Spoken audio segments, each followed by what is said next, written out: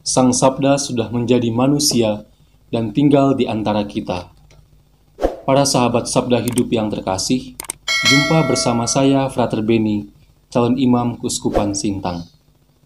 Permenungan kita pada hari ini akan diambil dari Injil Matius, bab 10 ayat 7 sampai dengan 15. Mari kita persiapkan hati untuk mendengarkan sabda Tuhan. Dalam nama Bapa dan Putra dan Roh Kudus. Amin. Semoga Tuhan beserta kita sekarang dan selama-lamanya. Inilah Injil Yesus Kristus menurut Matius. Dimuliakanlah Tuhan. Pergilah dan beritakanlah, kerajaan surga sudah dekat. Sembuhkanlah orang sakit, bangkitkanlah orang mati, tahirkanlah orang kusta, usirlah setan-setan. Kamu telah memperolehnya dengan cuma-cuma, karena itu berikanlah pula dengan cuma-cuma. Janganlah kamu membawa emas atau perak atau tembaga dalam ikat pinggangmu. Janganlah kamu membawa bekal dalam perjalanan. Janganlah kamu membawa baju 2 helai, kasut atau tongkat, sebab seorang pekerja patut mendapat upahnya. Apabila kamu masuk kota atau desa, carilah di situ seorang yang layak, dan tinggallah padanya sampai kamu berangkat. Apabila kamu masuk rumah orang, berilah salam kepada mereka. Jika mereka layak menerimanya, salammu itu turun ke atasnya. Jika tidak, salammu itu kembali kepadamu. Dan apabila seorang tidak menerima kamu dan tidak mendengar perkataanmu, keluarlah dan tinggalkanlah rumah atau kota itu, dan kebaskanlah debunya dari kakimu. Aku berkata kepadamu, sesungguhnya pada hari penghakiman, tanah Sodom dan Gomora akan lebih ringan tanggungannya daripada kota itu. Demikianlah Injil Tuhan. Terpujilah Kristus. Para saudara yang terkasih, Injil pada hari ini ada dalam kerangka besar perutusan Yesus bagi ke-12 rasulnya.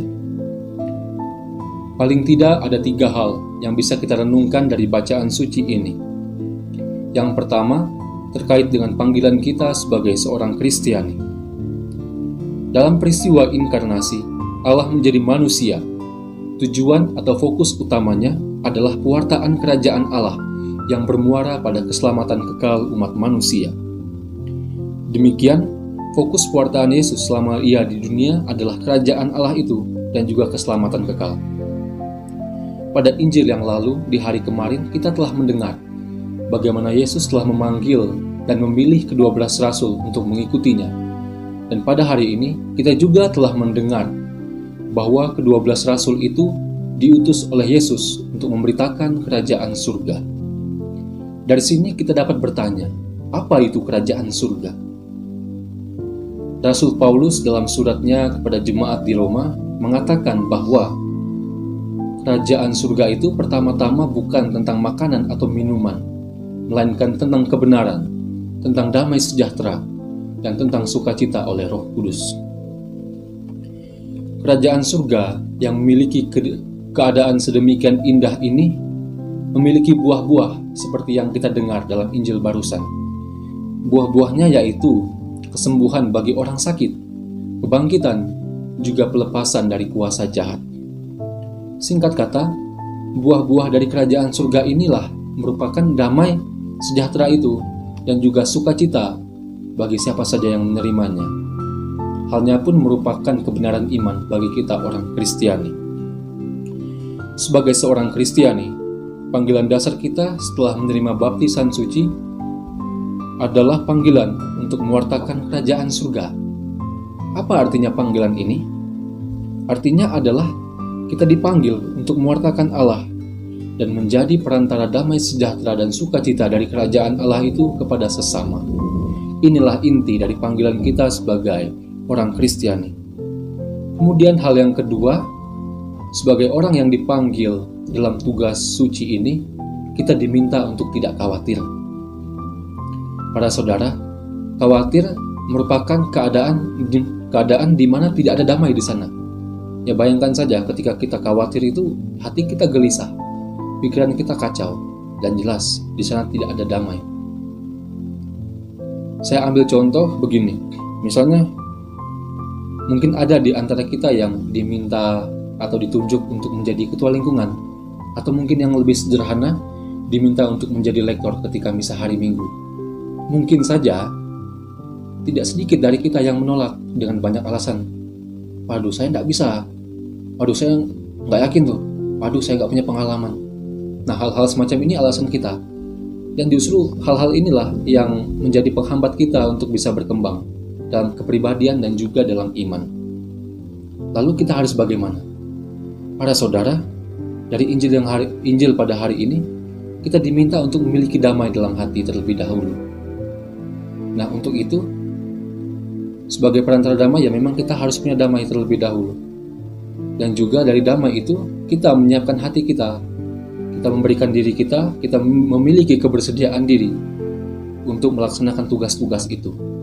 Dan dengan demikian, kita pun harus punya iman bahwa Tuhan akan menyertai, bahwa rahmat Tuhan akan bekerja kepada siapa saja yang bersedia.